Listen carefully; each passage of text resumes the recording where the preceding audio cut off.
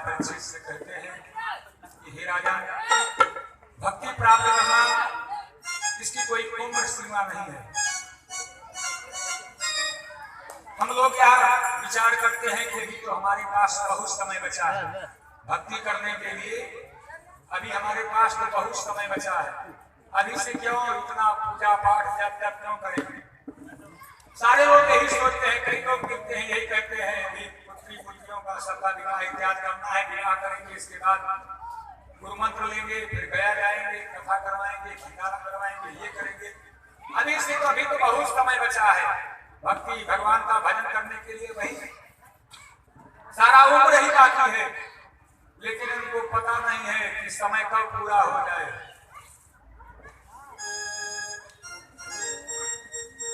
श्री सुखदेव जी राजा परीक्षित से कहते हैं कि राजन, भक्ति को प्राप्त करने के लिए, भगवान को प्राप्त करने के लिए उम्र की कोई सीमा नहीं होती है। जैसे छोटे से बालक 5 वर्ष की अवस्था में बालक ध्रुव ने भगवान नारायण का चतुर्भुज का प्रत्यक्ष रूप में दर्शन किया था, उनको प्राप्त कर लिया, उनके परम पद को प्राप्त कर लिया। इसलिए भक्ति की कोई समय सीमा नहीं है, क्योंकि यह संसार में यह जीवन क्षण भंगुर है। हम आज हैं, कल रहें कि ना रहें, इसके लिए उसे कल पे नहीं छोड़ना चाहिए, जब भी हो जैसे भी हो। और कलयुग में ऐसे युग में हम लोगों का जन्म लेने का अवसर मिला है, जिसमें उसने तो स्वयं अपने मुख से कहा है, कलयुग ने वचन दिया है राजा परीक्षित को कि मेरे युग जैसा कोई दूसरा युग नहीं है। और युग में तो बड़े परिश्रम थी भगवान की भक्ति प्राप्त करने के लिए, मोक्ष परम पद को प्राप्त करने के लिए, और युगों में तो बड़ी कठिनता है, लेकिन मेरे युग में कोई कठिनता नहीं है। खाते पीते उठते बैठते सोते जागते किसी भी समय जो भगवान का भजन करता है उसका जीवन धन्य हो जाता है, उसकी सारी कामनाएं पूर्ण हो जाती हैं और अंततः भगवान उसे अपना वैकुंठ धाम प्राप्त कराते हैं। जबकि और युगों में ऐसी सुविधा नहीं है। सतयुग में मुक्ति के लिए लोग तप करते थे, और तप करने के लिए आपको घर छोड़ना होगा, आसानी से छोड़ना होगा, वही चढ़ा दी कुत्तों तब जाकर के कहीं आपकी मुक्ति हो कि ना हो, गारंटी उसकी भी नहीं होती थी।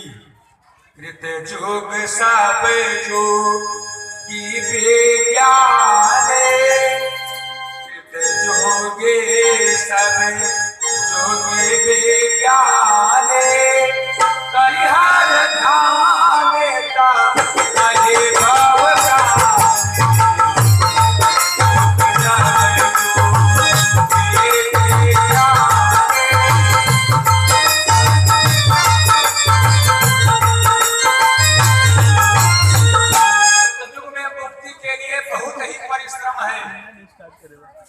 या तो हम लोगों का सौभाग्य ही है कि कलयुग जैसे युग में हम लोगों का जन्म हुआ है। भगवान की मानो साक्षात नारायण की कृपा है कि हम लोग कलयुग में जन्म लिए हुए हैं।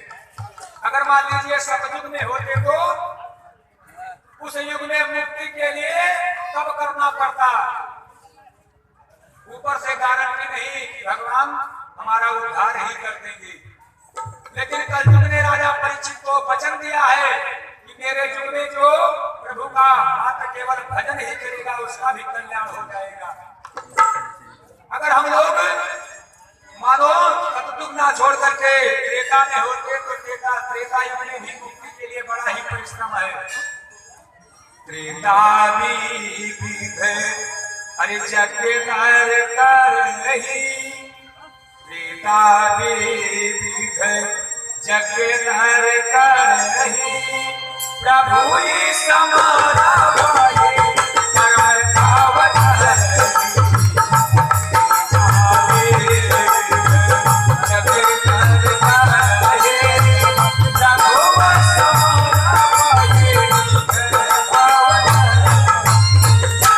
उसमें भी यज्ञ प्रधान हुआ करता था त्रेता युग में।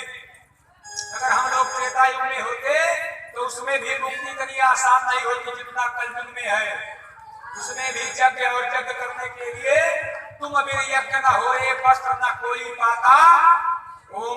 लक्ष्मी माता, उसमें भी धन की आवश्यकता पड़ती, तब यही जाकर के यज्ञ हो पाता, और फिर मुक्ति हो कि ना हो इसकी गारंटी नहीं होती। अगर मान लीजिए हम लोग द्वापर युग में होते, उसमें भी द्वापर युग में भी बड़ी कठिनता है मुक्ति प्राप्त करने के लिए। लिखा द्वापर करे रघुपति पद पूजा, द्वापर करे रघुपति पद पूजा, नर भाव ताराही वो पाई। द्वापर करे रघुपति पद पूजा, नर भाव ताराही वो पाई। उसमें भी पूजा प्रधान बताया गया है। मान लीजिए आप द्वापर युग में होते, या इसी युग में ही विचार कीजिए, आप पूजा करने में लोग बैठते हैं, ऊपर से उसमें भी समय की दुहाई। किसी ने कहा कि हम संसार में सारा कर्म अपने, जितना अपना जो काम होता है वह सब अपने मन से करते हैं, केवल एक पूजा के काम को छोड़ करके। जब उसको भी करने बैठते हैं तो भी करते कहीं है, मन कहीं लगा देते हैं, मन तो कहीं और भटक रहा होता है। द्वापर में भी इतनी सुविधा नहीं थी इस जो कलयुग में है, क्योंकि कलयुग ने राजा परीक्षित को वचन दिया था कि मेरे युग में, कलयुग केवल अरे हरि गुण गाहा, कहा कलयुग केवल हरि गुण गाहा, गावत करे मये भावना, कलयुग केवल हरि गुण गाहा, गावत करे मये भावना। कलयुग ने राजा परीक्षित को वचन दिया है कि मेरे युग में सोते जागते खाते पीते उठते बैठते किसी भी अवस्था में भाव भाव अनखयाल सहूं और नाम जपत मंगल सहूं। किसी भी अवस्था में भगवान को पुकारोगे समझो आपका कल्याण ही हो रहा है। अरे कलयुग ने तो यहाँ तक कहा है कि मेरे युग जैसा कोई दूसरा युग नहीं है। इसलिए हम लोगों का यह सौभाग्य है कि हम लोग कलयुग में भगवान की कृपा से इस कलयुग में जन्म लिए हैं। इस युग में ज्यादा कुछ परिश्रम करने की आवश्यकता नहीं है, केवल भजन ही। कलयुग केवल नाम आधारा, एक नाम को आप अपना आधार मान लीजिए, समझो आपका बेड़ा पार हो गया है, शिव सागर से आप पार हो जाएंगे। कलयुग जोगेना अरे जागे न ज्ञाना, इसमें ज्यादा ज्ञान विवेक लगाने की आवश्यकता नहीं है। सरल से सरल आदमी को, सरल से सरल व्यक्ति को भी भगवान उसका कल्याण कर देते हैं। जो ज्यादा पूजा पाठ जानता है, जो ज्यादा मंत्रों के साथ भगवान को पूजा करता है, उसका भी कल्याण हो जाता है। और एक तरफ जो कुछ भी नहीं जानता है, केवल समर्पण है, उसका नाम जानता है, उसका भी उतना ही कल्याण होने वाला है।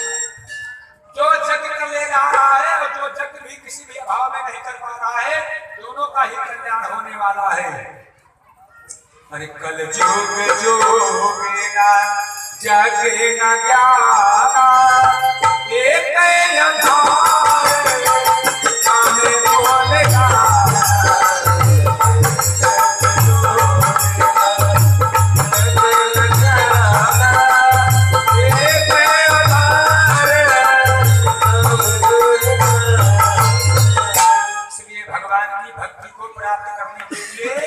समय की कोई सीमा नहीं है। उनको खाते पीते सोते जागते उठते चलते बैठते किसी भी अवस्था में केवल प्रभु का भजन किया जाए तो वह भजन आपका कल्याण ही कराने वाला है। श्री सुखदेव जी ने राजा परीक्षित से कहा कि हे राजन, छोटे से बालक ध्रुव ने 5 वर्ष की हुई अवस्था में साक्षात नारायण का दर्शन कर लिया था, जबकि 5 वर्ष के बालक शायद कुछ जानते हो, उन्हें सीधा लिखने पढ़ने तक का ज्ञान नहीं होता है। राजा परीक्षित ने सुखदेव जी से पूछ लिया कि हे राजन, बालक ध्रुव किस उपाय को करके किस तरह से अपने उस छोटे से उम्र में ही भगवान प्रत्यक्ष भगवान चतुर्भुज नारायण के उस रूप का दर्शन कर लिया, उनको प्राप्त कर लिया। वह सब विस्तार से कथा सुनने की हमारी प्रबल इच्छा जागृत हो रही है।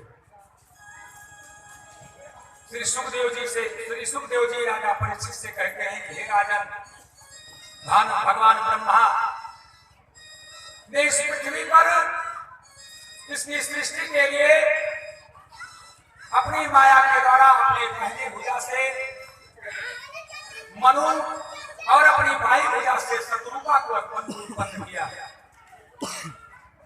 हम लोग मनु और शत्रुपा की संतान है, इसलिए मनुष्य कहे जाते हैं। उन्हीं मनु शत्रुपा की संतान राजा उत्तानपाद हुई।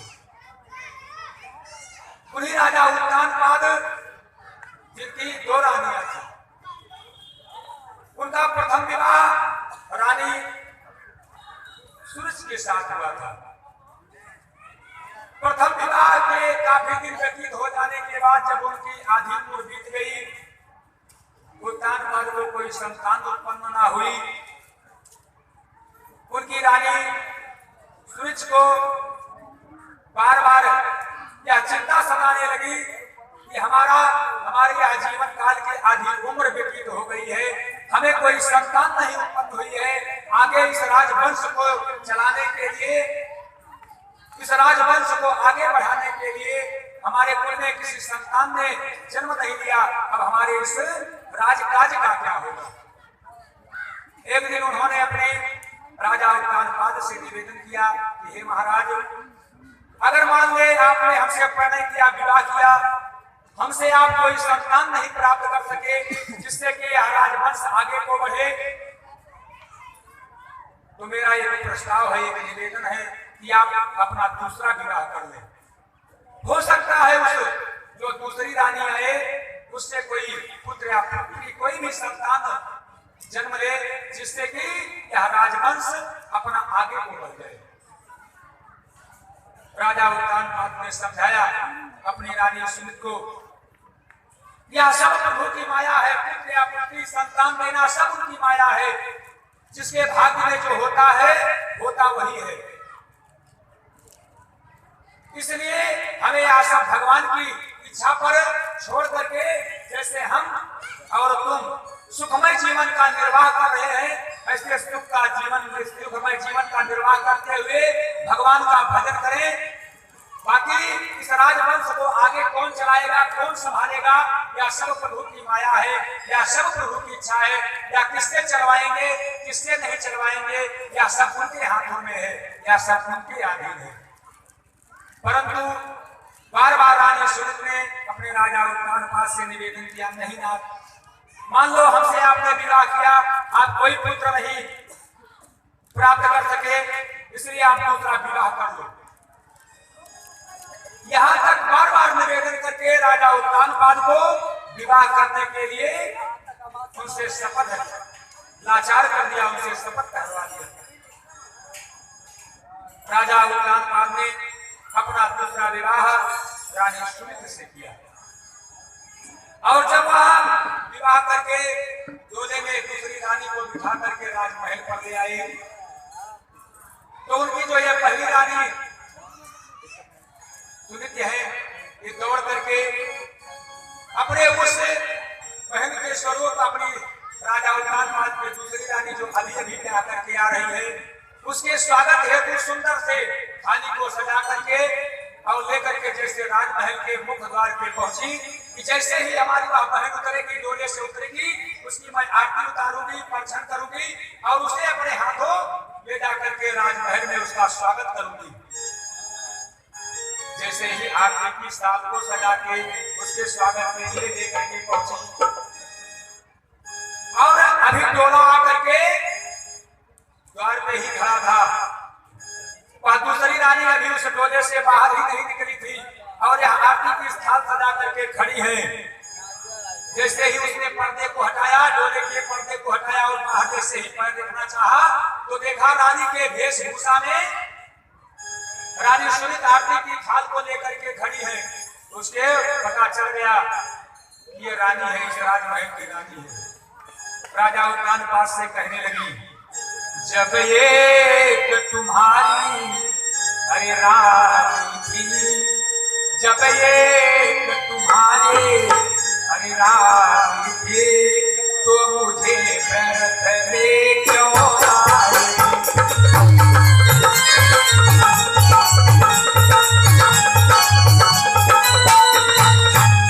जब एक तुम्हारी रानी थी, तो मुझे व्यर्थ में क्यों लाए।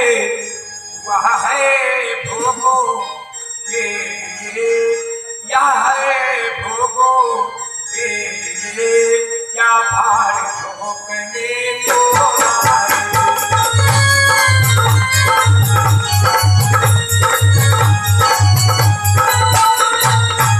और वह दूसरी प्रथम रानी को देख करके ही इतना क्रोधित हुई, इतना क्रोधित हुई। राजा उत्तान पास से कहने लगी कि जब तुम्हारी पहली रानी इस राजमहल में मौजूद थी, तो हमसे दोबारा विवाह करने का या औचित्य कैसा। मुझे यहाँ क्या नौकरानी बना करके लाए हो कि तुम्हारे यहाँ दासी की जरूरत थी और विवाह कर लिया। मैं कोई दासी बन करके नहीं आई हूँ यहाँ तुम्हारे इस राजमहल में, मैं तो रानी बन करके आई थी। इसलिए अगर तुम्हारी यह पहली रानी इस राजमहल में पहले से उपस्थित है, तो इसके सामने मेरा तो कोई अधिकार नहीं हो सकता है, क्योंकि ये बड़ी है और मैं यहाँ छोटी बन करके इसके साथ में नहीं रहने वाली हूँ। इसलिए ऐसा करो, जहां से मुझको लाए हो वही ले चल के मेरे मैके में मुझे पहुंचा दो। मुझे तुम्हारे यहाँ नहीं रहना है। अब वह बार बार और क्रोधित होती चली गई। रानी सुनीत ने प्रथम रानी सुनीत ने देखा वह क्रोधित होती चली जा रही है, क्रोध पे क्रोध करती चली जा रही है, क्रोध से उतरने के लिए तैयार ही नहीं हो रहा। रानी सुनीत ने विचार किया कि जिसके लिए मैंने राजा उत्तान पास से इतना निवेदन किया, जिस पुत्र रत्न को प्राप्त करने के लिए, जिस संतान को प्राप्त करने के लिए हमने राजा उत्तान पाद को दूसरा विवाह करने के लिए इतना निवेदन करके राजी किया, वह विवाह तो कर लिए, लेकिन अब हमारा जो खेल है, जो पुत्र प्राप्ति का जो खेल है, संतान प्राप्ति का जो खेल है, वह सब बिगड़ता चला जा रहा है। जिसको वह नाटक टूटा जाता है,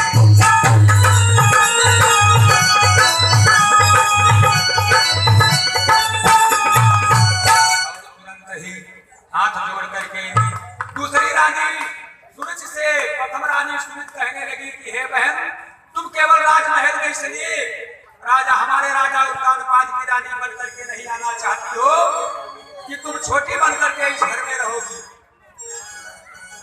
कि मेरे आदेश का तुमको पालन करना होगा, जो मैं कहूंगी वह तुमको पालन करना होगा। तो मैं तुमको विश्वास दिलाती होंगी, उतर करके आओ, मैं तुम्हें विश्वास दिलाती हूँ कि आज से मैं तुम्हारी दासी बन करके इस घर में यहाँ रहा करूंगी। जो भी कुछ तुम मुझे कृपा करके अधिकार, मेरा अधिकार समझ करके जो मुझे दोगी, उसी में मुझे संतोष होगा। केवल बस मेरे पति से उनकी सेवा को मुझसे कभी मत छीनना। इस तरह से जब बार बार कहा रानी सुनीत ने पुरुष से कि आओ, अब मैं रानी नहीं बल्कि अपने उस मुकुट को उतार करके उसके चरणों में डाल दिया कि अब उतर करके डोले से राजमहल में प्रवेश करो। लेकिन बार बार निवेदन करने के बाद भी वह डोले से नहीं उतर रही है।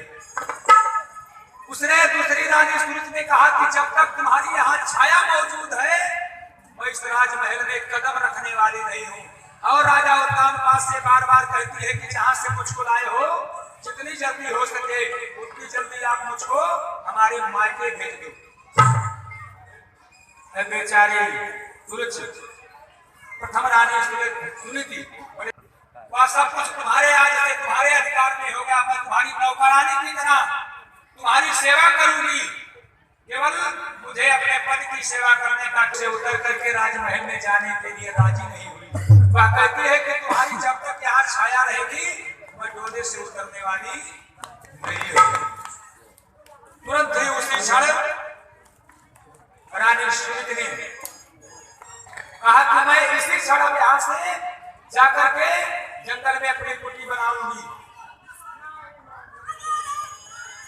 अब तुम्हारे जो मन है कि मैं यहाँ पे ना रहूं, हमारी यहाँ छाया ना रहे, अब तुम ऐसा करो कि तुम अब यहाँ सब देखो भालो, मैं यहाँ से चलती हूँ।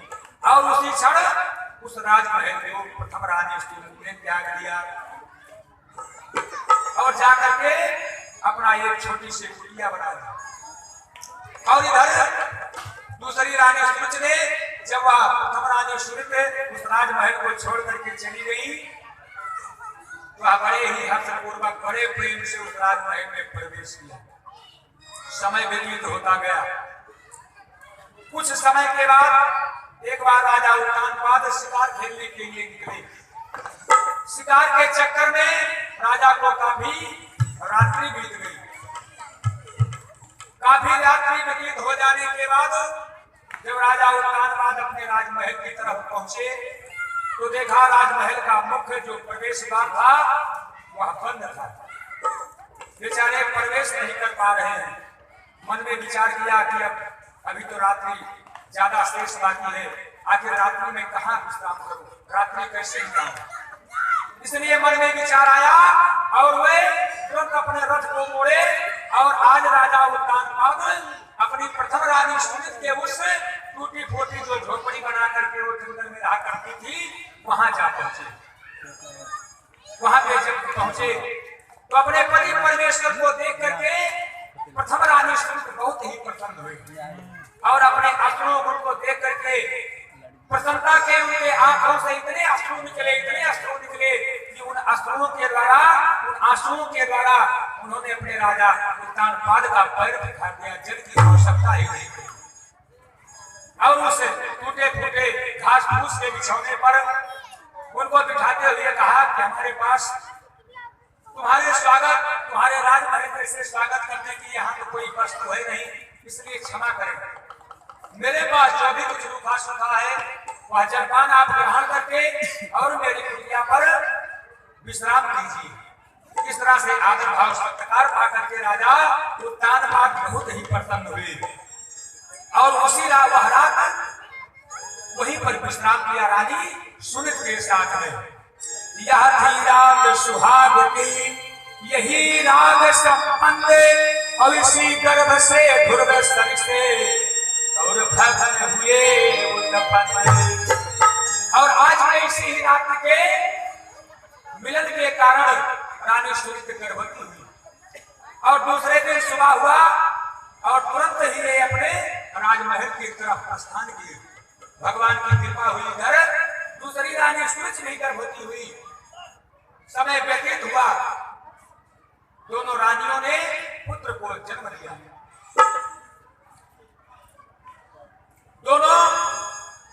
दोनों ही एक ही राजा के पुत्र हैं, दोनों ही रानियों के पुत्र हैं, लेकिन दोनों के भाग्य क्रम बंधन अलग अलग है। एक राजमहल में जन्म लिया है, उसके जन्म लेते ही पूरे नगर में खुशियों की लहरें दौड़ने लगी, चारों तरफ मिठाइयां बनने लगी, तमाम प्रकार के दान मिटाए जाने लगे और एक बेचारे किसी तरह से लालन पालन कर रही है, अपने पुत्र का लालन पालन कर रही है। तो जो प्रथम रानी जो जंगल में कुटी बना करके रह रही है, उनके पुत्र ध्रुव हुए और इधर जो राजमहल में जो उत्पन्न हुआ है दूसरी रानी से, उसका नाम उत्तम कुमार हुआ। एक दिन धीरे धीरे समय व्यतीत होता गया, दोनों बच्चे उधर राजमहल में और इधर ये इस झोपड़ी में पढ़ने लगे। अब ये दोनों बच्चे 5 वर्ष की अवस्था के हो गए। अब उधर से राजमहल से उत्तम कुमार और इधर झोपड़ी से या ध्रुव कुमार दोनों निकलते और आपस में दोनों जैसे छोटे छोटे बच्चे आपस में खेला करते हैं, खेला करते हैं, इस तरह से खेला करते हैं। और जब सायंकाल हो जाती तो दोनों अपने अपने एक राजमहल की तरफ लौट जाता और एक झोपड़ी की तरफ लौट जाता। एक दिन खेल में उत्तम कुमार ने कहा कि आज आपको हमारे घर चलना होगा, राजमहल में चलना होगा, क्योंकि आज माता ने खीर बनाया है और मैं तुम हमारे मित्र हो, हमारे परम मित्र हो, हम लोग साथ साथ में खेला करते हैं। मैं तुमको तुम्हारे लिए वह मैंने खीर अपने घर पे रखी है, इसलिए आपको भी हमारे साथ घर चलना होगा। अब उस बालक को लेकर के, बालक ध्रुव को लेकर के, अपने दोस्त को लेकर के उत्तम कुमार राजमहल में पहुंच गया। राजमहल में पहुंच करके जैसे ही राजा उद्यान पार्क में देखा तो छोटे बालक बड़े ही प्यारे लगते हैं, चाहे जिसका भी बालक हो। देखा बड़ा ही सुंदर, क्योंकि है तो राजा उद्यान पार्क का ही पुत्र, बड़ा ही सुंदर है, सारे राष्ट्रीय सारे गुण सारे स्वभाव हैं। बड़े प्रेम से दोनों पुत्रों को अपने पास में बुलाया, कहा दोनों देखने में तो ऐसे लग रहे हो जैसे सगे सगे भाई हो। और बड़े ही प्रेम से दोनों भाइयों को बुला करके एक को दाहिनी जांघ पर और दूसरे को बाईं जांघ पर बिठा लिया और दोनों को प्रेम करने लगे। विधाता ने क्या जोड़ी बनाई है, अगर विधाता ने तुम्हें भी हमारे यहाँ जन्म दिया होता तो क्या बात होती। दोनों भाइयों की ऐसी जोड़ी लग रही है, जानो मानो यह दोनों आपस में भाई भाई, ऐसा वहां प्रेम दुलार कर रहे हैं। इतने में कहीं रानी सुरुचि आन पहुंची, उत्तम कुमार की माता दूसरी रानी आ पहुंची और इस तरह से दाहिनी गोदी में ध्रुव बालक को देखा, बाईं गोदी में उत्तम कुमार को देखा। राजा को धिक्कारते हुए कहा कि तुम्हें जरा से शर्म नहीं आती, पता नहीं यह किसका बालक है, देखो कितना मैला कुचैला है, सिधाया वस्त्र नहीं पहना है और तुमको शर्म नहीं आती। अपने गोदी में लेकर के इसको बिठा करके उतना प्यार दुलार कर रहे हो जैसे यह तुम्हारा ही पुत्र हो, या दासी पुत्र है।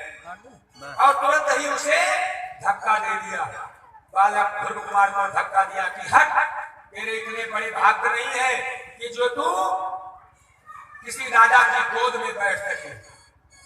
अब छोटा बालक ध्रुव वह कोमल शुद्ध अरे हृदय वाला, वह कोमल शुद्ध अरे हृदय वाला, यह चोट हृदय पर सह न सका।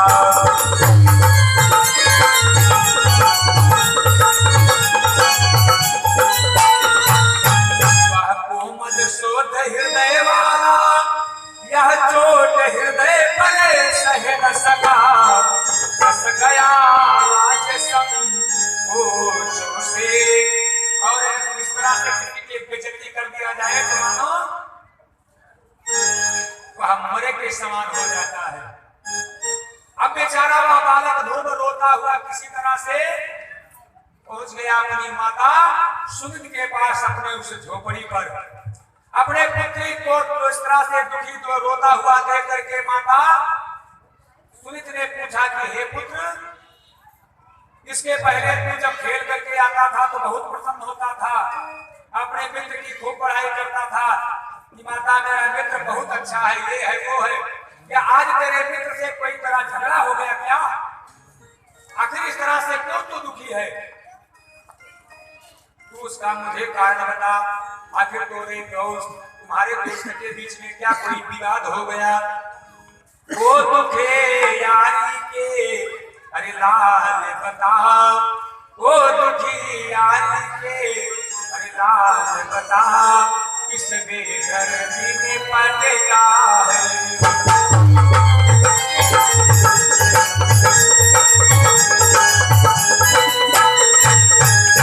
बार बार माता ने जब पूछना प्रारंभ कर दिया कि हे पुत्र तू सही बता, तेरे दुखों का कारण क्या है, इस तरह से काहे रो रहा है? क्या किसी से तेरा झगड़ा हो गया, या रास्ते में आते वक्त किसी ने तुझको कुछ कहा, किसी ने कुछ मारा? इस तरह से क्यों अधीर होकर के रो रहा है? और माताएं जब पूछती हैं तो पुत्र और अधीर होकर के और जोर जोर से मुंह करके रोने लगते हैं। लेकिन बालक ध्रुव बड़े ही समझदार बालक है, 5 वर्ष की ही अवस्था है, लेकिन बड़े समझदार है। अपने मन में सोचते हैं कि अगर मैं अपने दुख का कारण माता से बताऊंगा तो माता भी दुखी होगी हमारे इस दुख को लेकर के, इसलिए छिपा लेने में ही अपनी भलाई समझ रहे हैं। लेकिन एक छोटे से बालक है, ना चाहते हुए भी बार बार जब माता ने बार बार जोर देकर के पूछा तो आखिरकार बालक ध्रुव ने जो कुछ उनके साथ हुआ था, जिस कारण वह दुखी थे, वह सब कुछ बता लिए कि हे मैया, आज मैं खेलते खेलते उस राजमहल में पहुंच गया अपने मित्र के साथ में। वहां जब पहुंचा तो हमारे साथ ऐसी घटना हुई, उस राजमहल की माता ने हमारे मित्र के पिता की गोदी से हमको नीचे पटक दिया और मुझे देखो चोट भी आ गई, और उन्होंने मुझे वह गालियां दे रही थी। और उसने कहा कि तुम्हारे इतने बड़े भाग्य नहीं है कि तुम किसी राजा की गोद में बैठ सको। इस तरह से जब बालक ध्रुव ने अपने दुखों का कारण बताया तो प्रथम रानी सुमित ने कहा, हे पुत्र, वह राजरानी सही कह रही थी, बेटा बेटा बोले सच है, बेटा बेटा बोले सच है, हम दोनों बड़े अभागी हैं।